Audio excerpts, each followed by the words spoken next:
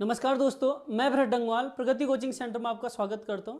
दोस्तों, हम उत्तराखंड का इतिहास पढ़ रहे हैं और इसमें हमने पिछली क्लास में जो पढ़ा था आपका कुड़िंद वंश पढ़ा था और कुड़िंद वंश जो है हमारा वहां पर कंप्लीट हो चुका है। आज हम उससे आगे पढ़ेंगे, अर्थात जो कुड़िंद हैं, कुड़िंदों के बाद उत्तराखंड में जिसने शासन कर रखा है वो आपके कौन सा आए हैं, आपके शक शासक आए हैं।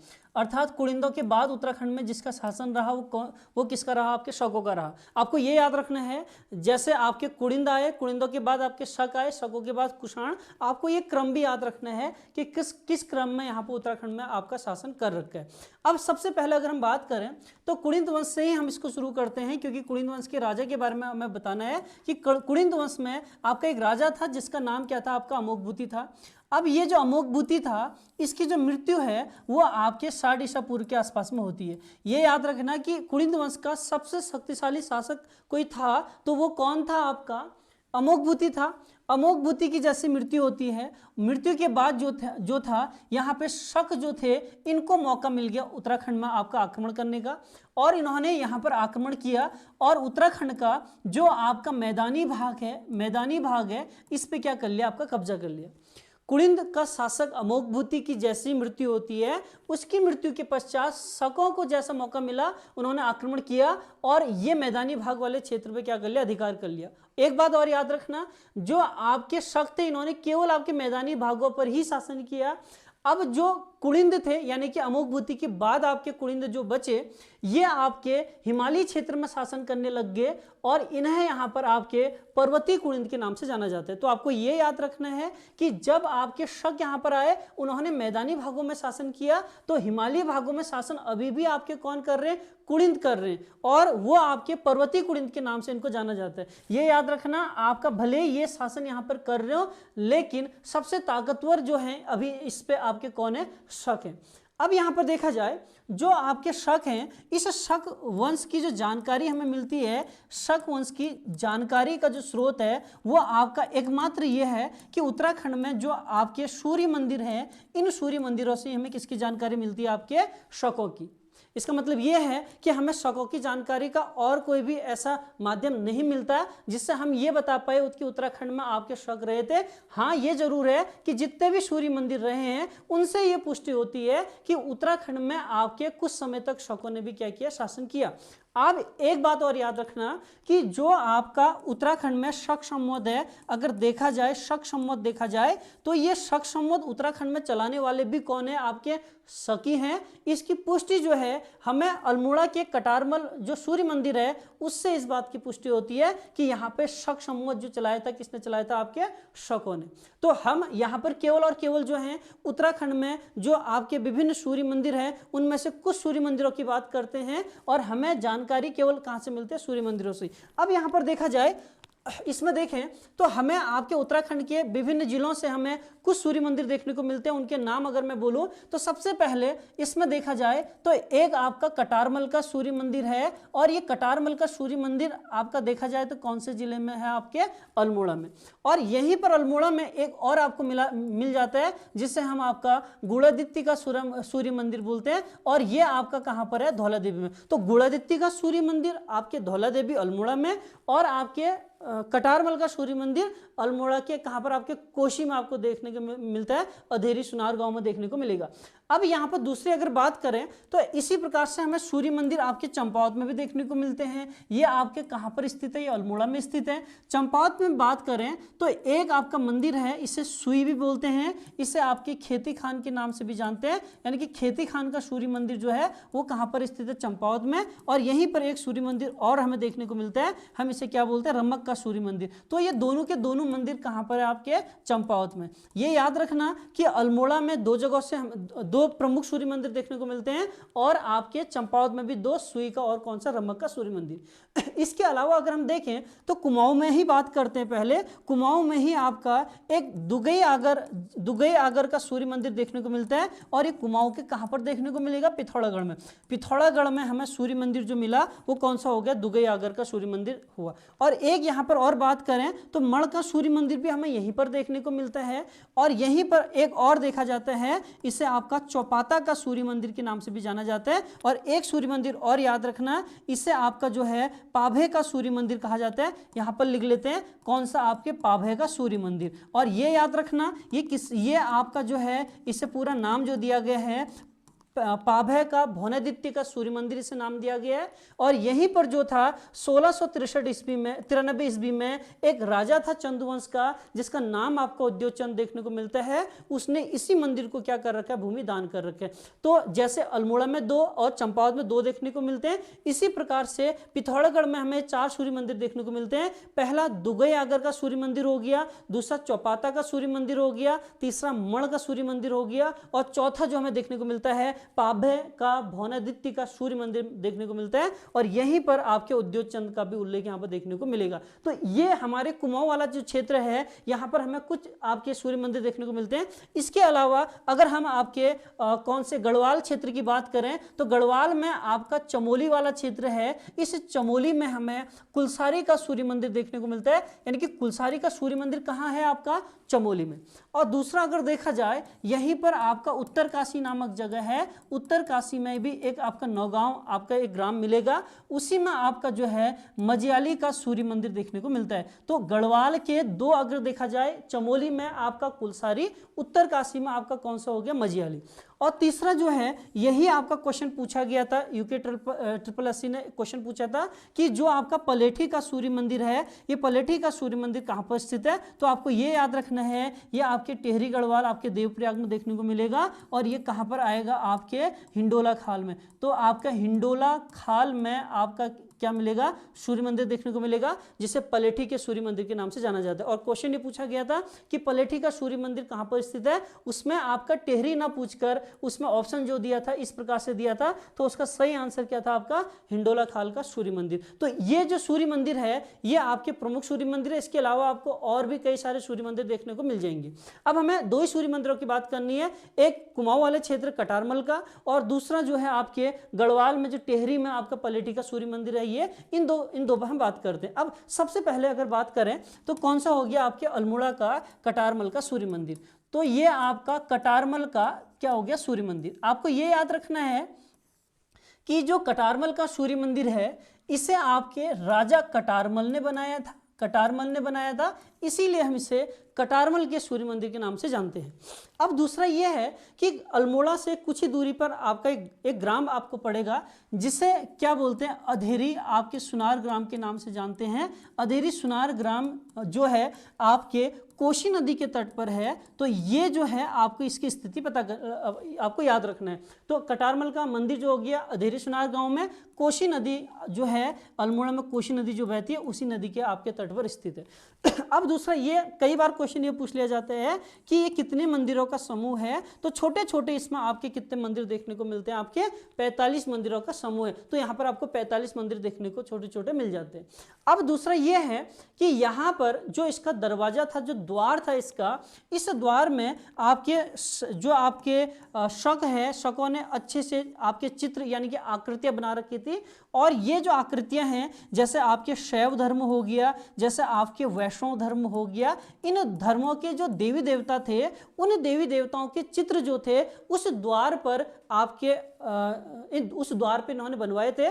तो अब उन्हीं चित्रों को आपका संरक्षण देने के लिए, उनको सुरक्षित रखने के लिए भारत सरकार ने क्या कर रखा है, इसके द्वार को जो है कहाँ रखा है, आपके दिल्ली में रखा हुआ है। यानी कि दिल्ली के संग्रहालय में इस दरवाजे को क्या रखा गया, आपके सुरक्षित रखा गया। तो आपको ये याद रखना है कि जो कटारमल का मंदिर है वो अधेरी सुनार गांव में है, जो आपके कोशी नदी के तट पर आपका स्थित है। ये 45 आपके छोटे छोटे मंदिरों का एक समूह है। और इसमें इसके द्वार में शैव व वैष्णव धर्म के आपके कुछ आकृतियां बनी हुई थी, जिससे सुरक्षित रखने के लिए भारत सरकार ने इस दरवाजे को कहाँ रख दिया, आपके दिल्ली में आपका रखा हुआ है। तो आपको ये चीजें याद रखनी है। अब अगर हम इससे आगे हम बात करें तो इसी की जानकारी हमें जो है आपके पुराण में मिलती है। पुराण का नाम स्कंद पुराण है। अर्थात स्कंद पुराण में भी हमें किसकी जानकारी देखने को मिलती है, आपके कटारमल मंदिर की। और स्कंद पुराण के अंदर हम अगर देखें तो यहाँ पर आपके केदारखंड मानसखंड आपको देखने को मिलता है। तो इसी में जो है आपके मानसखंड में जो है एक आपकी पूरी पंक्ति लिखी हुई है, और वो पंक्ति आपकी इस प्रकार से है। इसमें आपका लिखा हुआ है कि जो वटशिला मध्य बाड़ादित्य द्वितीय इसमें लिखा हुआ है और गीयते, ऐसे पूरे का पूरा एक पंक्ति लिखी हुई है। हमें इस पंक्ति का कोई अर्थ नहीं समझना है, हमें सिर्फ इतना समझना है, हमें ये बाणादित्य ये नाम ये याद रखना है, यानी कि जो आपका स्कंद पुराण में जो मानस खंड है, उस मानस खंड में जो है आपके कटारमल को किस नाम से बोला गया है, बाणादित्य। तो आपको ये याद रखना है किस मंदिर का नाम बाणादित्य का मंदिर है, तो आपको कौन सा मंदिर मिलेगा, कटारमल का मंदिर। और कहाँ पर लिखा हुआ है, स्कंद पुराण के मानस खंड में लिखा हुआ है। लिखा क्या हुआ है, वटशिला मध्य बाणादित्य गीयते, एक शब्द लिखा हुआ है, पूरी पंक्ति लिखी हुई है। पंक्ति का मतलब ये है कि इस मंदिर का एक अन्य नाम है जिसका नाम क्या हमें देखने को मिलता है, आपके बाणादित्य देखने को मिलता है।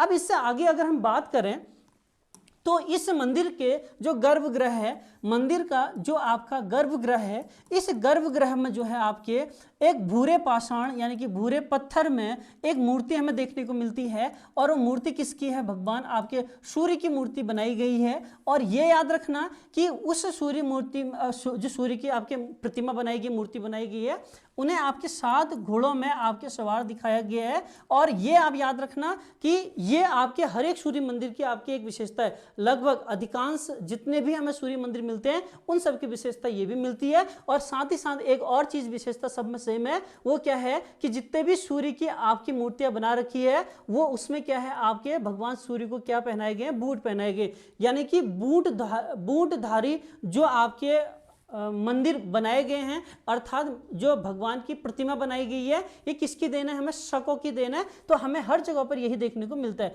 तो ये याद रखना है कि यहाँ पर सूर्य को बूट पहनाया गया है, इसीलिए से बूटधारी सूर्य मंदिर के नाम से भी इसको जाना जाता है। कटारमल का मंदिर बोलिए, बाणादित्य का सूर्य मंदिर बोलिए, या इनका मंदिर बोलिए, या दूसरा कौन सा हो गया, सूर्य की बूटधारी आपकी मूर्ति। अब दूसरा इसके बाद अगर बात की जाए तो यहाँ पर हमें कुछ चीजें जानकारी देखने को मिलती है। जैसे सबसे पहले अगर देखा जाए तो यहाँ पर 1743 के आसपास में जो था एक रोहिल्ला आक्रमणकारी था। उस रोहिल्ला आक्रमणकारी का नाम आपका नजीब खां के नाम से मिलता है। वो जब यहाँ पर आक्रमण किया तो उसने क्या किया, इस मंदिर को नुकसान पहुंचाया। कहने का मतलब है आज हमें इस जगह पर आपके कई खंडित मूर्तियां देखने को मिलती है। ये सब किसने कर रखा, आपके रोहिल्लों ने। रोहिल्लों ने कब आक्रमण किया था, 1743 में। इस समय चंद वंश का जो शासक था उसका नाम आपका कल्याण चंद था। कल्याण चंद के समय पे यह आक्रमण हुआ। कल्याण चंद यहाँ पर हार जाते हैं, वो प्रदीप शाह के पास चले जाते हैं गढ़वाल में। और यहाँ पर आपके जो शासन करते हैं वो कौन करते हैं, आपके रोहिल्ले। और रोहिल्लों ने ही उसी समय पे इन मंदिरों को क्या कर रखा है, नुकसान पहुंचा रखा है। यानी कि कहने का मतलब यह है कि कटारमल के मंदिर को जो नुकसान पहुंचाया था, किसने पहुंचाया था, आपके रोहिल्लों ने। अब दूसरा, हम चंद की बात यहां पर कर ही रहे हैं। चंद में मैंने जैसे कल्याण चंद आपको बताया, आपको एक चीज इसमें और याद रखनी है कि यहाँ का एक राजा आपको भारती चंद मिलेगा चंद वंश का आने वाले समय में। भारती चंद के समय में एक जाति की उत्पत्ति हुई थी जिसे हम नायक जाति के नाम से जानते हैं। तो नायक जाति की जो उत्पत्ति है वो आपके भारती चंद के समय पे हुई। और आपको ये कटारमल के मंदिर में इसलिए याद रखना है कि जो आपका नायक जाति थी, ये नायक जाति आपके चंद वंश के समय में जहां निवास करती थी, वही आपका मंदिर कौन सा हो गया, कटारमल। यानी कि कटारमल में ही आपकी नायक जाति क्या किया करती थी, आपके निवास किया करती थी। अब दूसरा पॉइंट इसमें अगर बात करें तो यहां पर 1814-15 में जो था लड़ाई हो रही थी आपके गोरखा और अंग्रेजों के बीच में। आपकी 1815 में आपके गोरखों के बीच लड़ाई हुई। अंग्रेज और गोरखा इनके बीच में लड़ाई कब होती है, 1815 में। अब यहीं पर जो अंग्रेज थे, अंग्रेजों में एक अधिकारी आपको देखने को मिलता है जिसे आप कैप्टन निकोलस के नाम से जानते हैं। तो कैप्टन निकोलस ने आपके कटारमल का जो मंदिर था इसे अपना सैन्य अड्डा बनाया हुआ था। कहने का मतलब ये था कि जब आपके अल्मोड़ा में गोरखा शासन कर रहे थे, जब अंग्रेजों ने अल्मोड़ा पर आक्रमण किया, तो उस समय पर देखा जाए तो यहाँ पर निकोलस ने कटारमल पे ही क्या किया था, अपना सैन्य अड्डा आपका बनवाया था। तो आपको ये पॉइंट भी इसमें याद रखना है। तो ये जो था आपका उत्तराखंड में आपके अल्मोड़ा डिस्ट्रिक्ट में जो आपका पड़ेगा सूर्य मंदिर, कौन सा, आपके कटारमल का सूर्य मंदिर।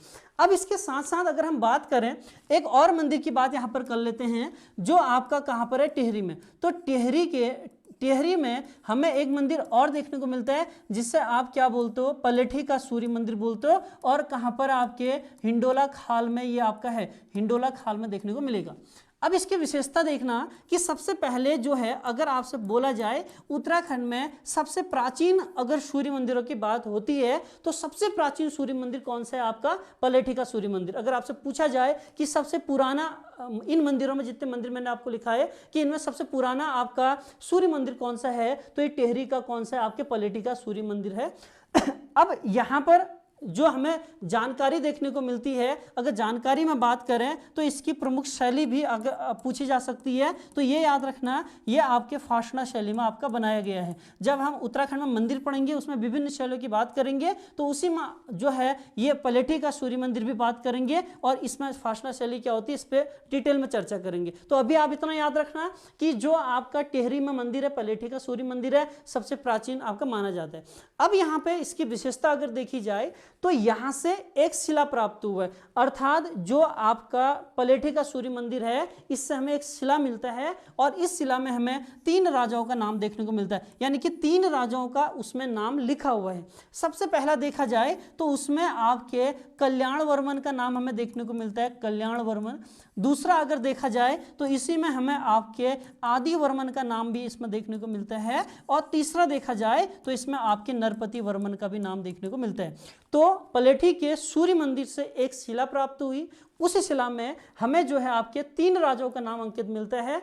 कौन सा? एक आदि वर्मन हो गया, नरपति वर्मन हो गया और तीसरा कौन सा हो गया? आपके कल्याण वर्मन हो गया। तो ये था आपका पलेठी का सूर्य मंदिर। तो हमें और ज्यादा इसमें कुछ नहीं देखना है, हमें केवल शक वंश इसमें देखना था कि शकों ने कुड़िंदों को हराया तो मैदानी क्षेत्र में ये आपके शासन करने लग गए और इसकी जानकारी जो है उत्तराखंड के विभिन्न सूर्य मंदिरों से हमें देखने को मिलती है। तो इसमें आपको केवल सूर्य मंदिरों के नाम याद रखने हैं, कहां पर है और उसकी अगर कोई विशेषता है तो आपको वो याद रखना है। अब इसके बाद जैसे जो शक थे, जैसे कुड़िंद सत्ता जो थी थोड़ा सा कमजोर हुई तो वहां पर शक आ गए। अब जैसे शक जो हैं वो कमजोर सिद्ध होते हैं तो यहीं पर आपका जो है कुषाणों को मौका मिल जाता है। तो कुषाण क्या करते हैं, इनको यहां से हटा देते हैं और अपना शासन यहां पर करते हैं। तो अगला टॉपिक जो रहेगा हमारा कुषाण वंश रहेगा। तो कल की क्लास में हम क्या देखेंगे? आपका कुषाण वंश। धन्यवाद।